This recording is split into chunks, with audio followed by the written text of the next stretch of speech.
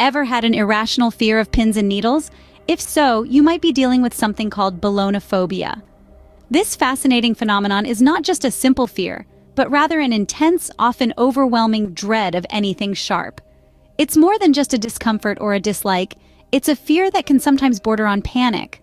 Belonephobia, despite its relative obscurity, is surprisingly commonplace, differentiating itself from typical fear responses by its severity. Belonephobia, while not widely recognized, affects a significant portion of the population. So what causes this fear? Believe it or not, it's not just about the pain.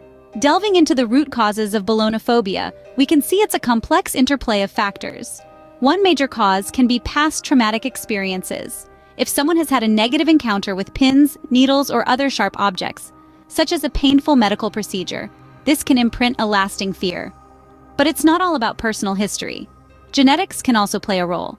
Some people may be genetically predisposed to phobias or anxiety disorders, making them more susceptible to developing Belonephobia.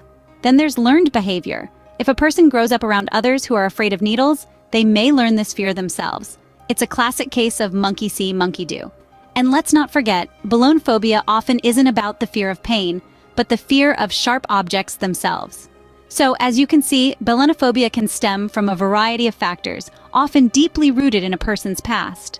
How do you know if you have Belonephobia? And if you do, what can you do about it? These are critical questions that need answers, and that's what we're here to provide. Belonephobia, like any phobia, manifests itself in various ways. For some, it could be panic attacks at the sight or thought of needles and pins. These can be heart-pounding moments of intense fear, leading to shortness of breath or even chest pain. For others, the phobia may cause avoidance behavior, where they go out of their way to avoid situations that might involve needles, like doctor's appointments or certain crafts. Physical symptoms are also common, and these can range from dizziness to nausea or even fainting. It's important to remember that these symptoms are not a sign of weakness, but rather a natural response to what your brain perceives as a threat. So if you're dealing with Belonephobia, what can you do? Well, there are several strategies available. Exposure therapy, for instance, gradually exposes you to the fear-inducing object, helping your brain understand that needles and pins are not a threat. Cognitive behavioral therapy, on the other hand, works on changing your thought patterns and beliefs about needles. Finally, relaxation techniques such as deep breathing or meditation can help manage the physical symptoms and anxiety. Understanding and confronting your fear is the first step towards overcoming it. Remember, it's okay to seek help. So, what have we learned about Belonephobia today?